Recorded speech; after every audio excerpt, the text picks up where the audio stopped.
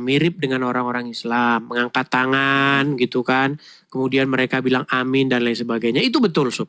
Saya tidak membantah itu, Sob. Cuman yang saya katakan tuh di sini.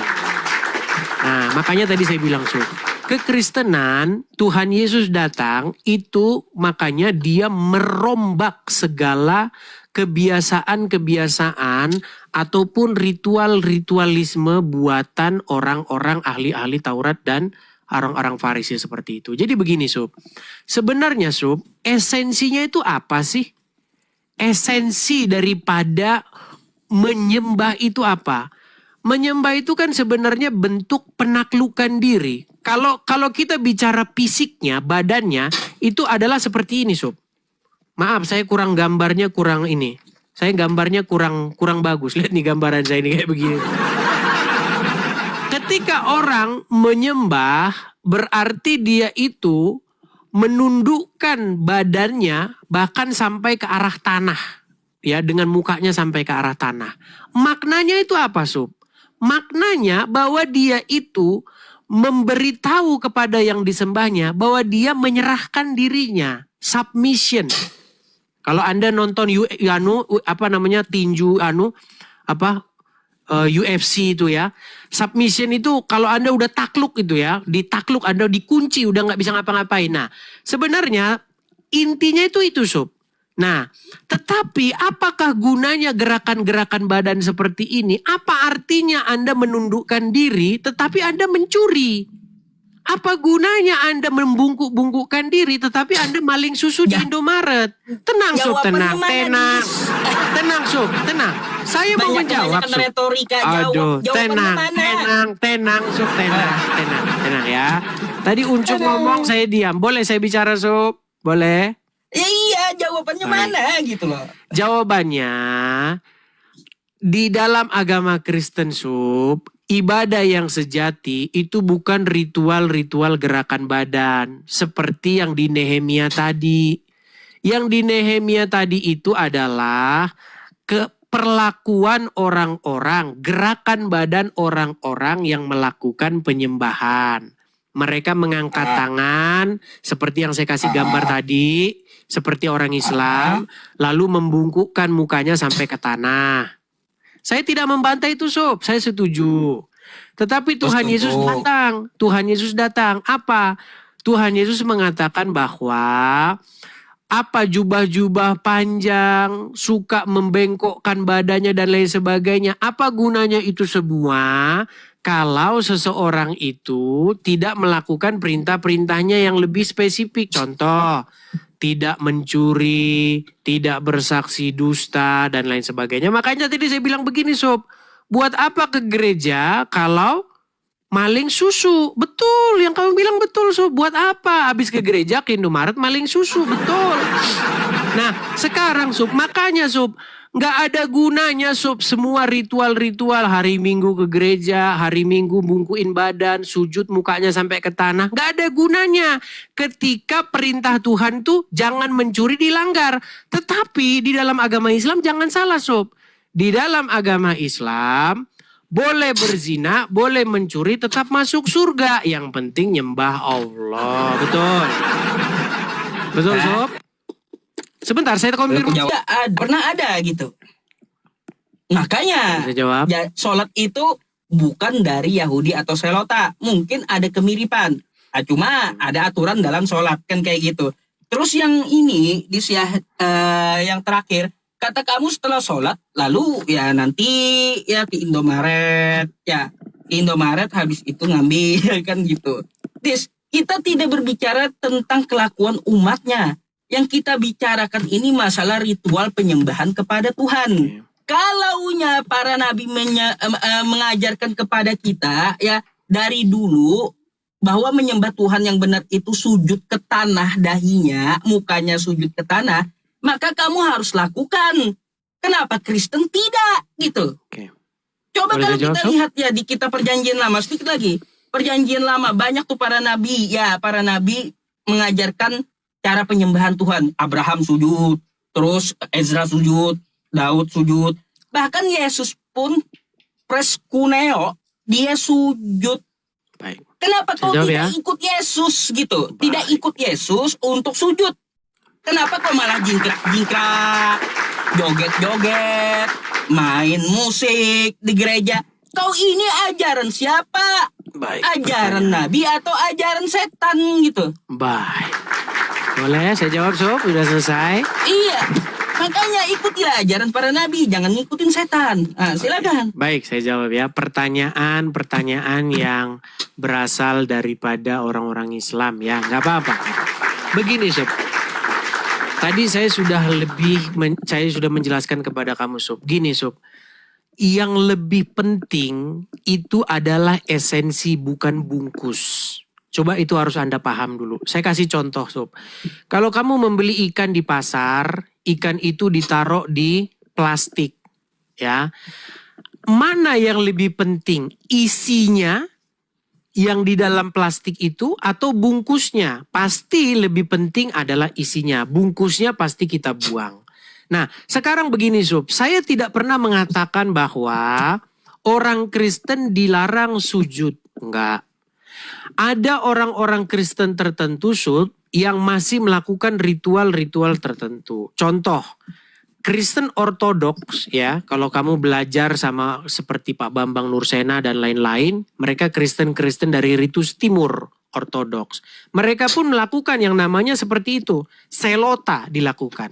Tetapi Sob, yang ingin saya katakan bahwa esensi yang penting itu adalah bukan gerakan badan.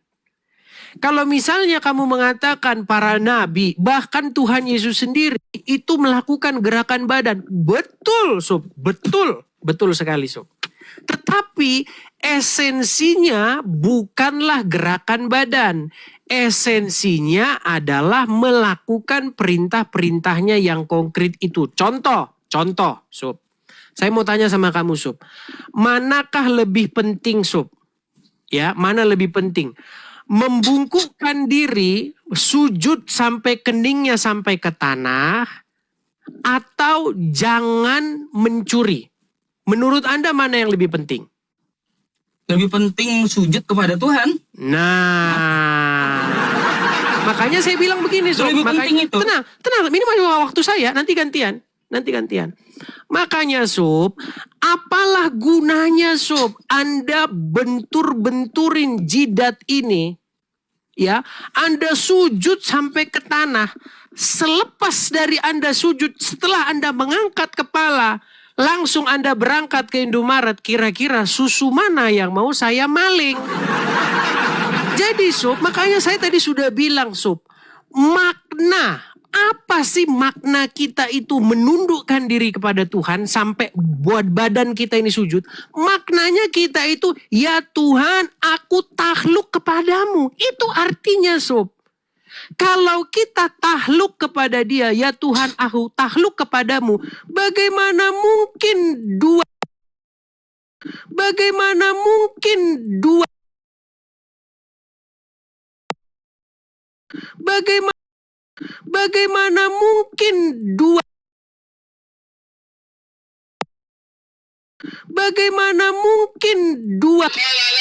Man qala la ucapkan la ilaha illallah Muhammadur Rasulullah dakhalal jannah. Semua umat Muhammad sallallahu alaihi wasallam masuk surga.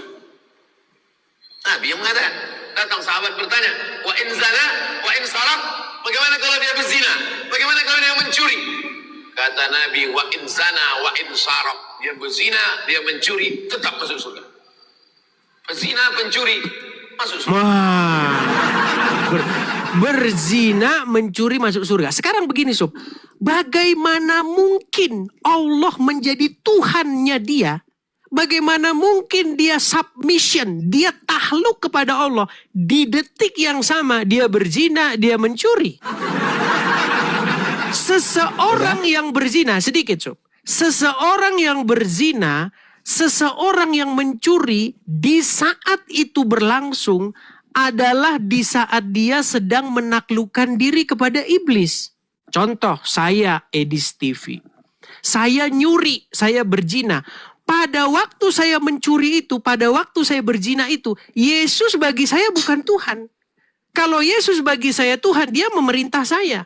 Pada waktu itu saya sedang melawan Yesus. Bagaimana mungkin Yesus jadi Tuhan saya? Saya lawan kok dia. Begitu Sob. Jadi Sob, yang harus Anda pahami bahwa gerakan badan itu bukanlah sesuatu yang esensial. Yang esensial itu adalah eksekusinya. Nah kemudian jingkrak-jingkrak. Ini terakhir, jingkrak-jingkrak. Begini Sob. Panjang kali kau. Luapan ekspresi kegembiraan kepada Tuhan, luapan ekspresi ketaklukan kepada Tuhan itu bukan hanya sujud saja, tetapi ada juga bersorak-sorak.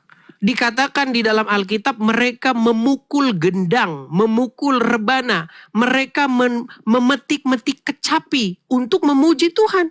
Jadi boleh-boleh saja, nyembah boleh, jingkrak-jingkrak boleh, lompat-lompat boleh. Yang nggak boleh itu adalah habis jingkrak-jingkrak, habis nyembah maling. Nah itu yang nggak boleh. Silakan Sob. Baik ya, tanggapan akhir juga aku ya, nggak apa-apa sedikit panjang.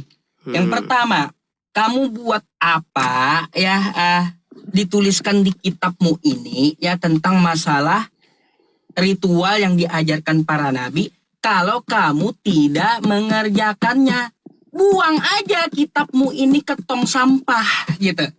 Kalau kamu tidak mau ya, tidak mau mengerjakan apa yang tertulis di kitabmu, kamu lebih memilih jingkrak-jingkrak yang Yesus tidak pernah menyuruh untuk jingkrak-jingkrak di gereja. Perintahnya aja jingkrak-jingkrak ke gereja nggak ada dari Yesus. Kau lebih pilih itu daripada yang tertulis di kitabmu, gitulah.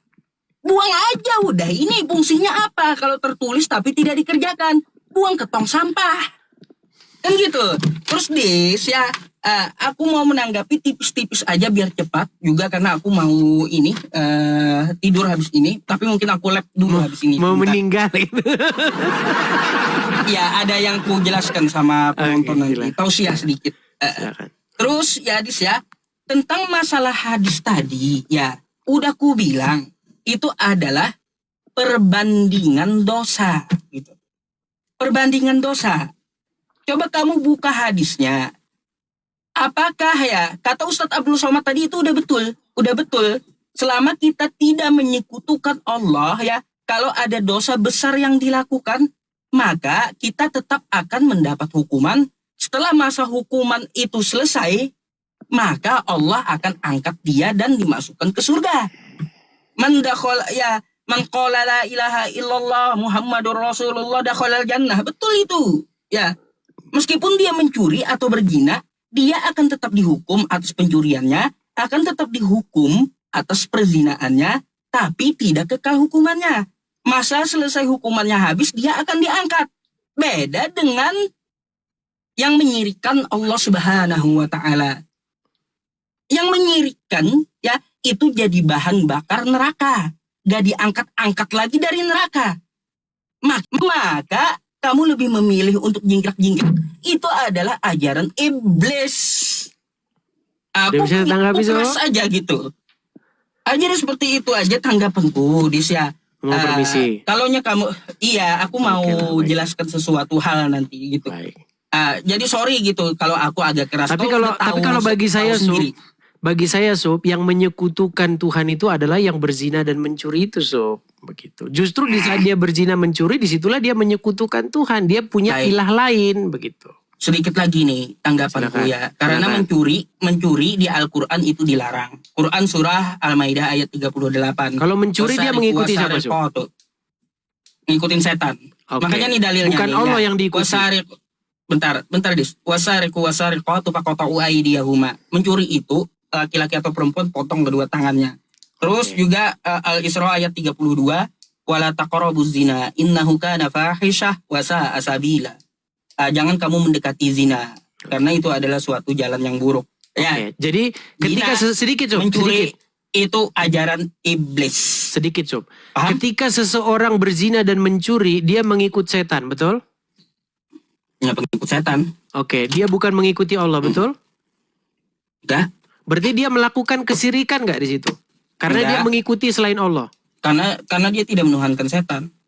Tapi dia kan mengikuti selain Allah. Ya, dia enggak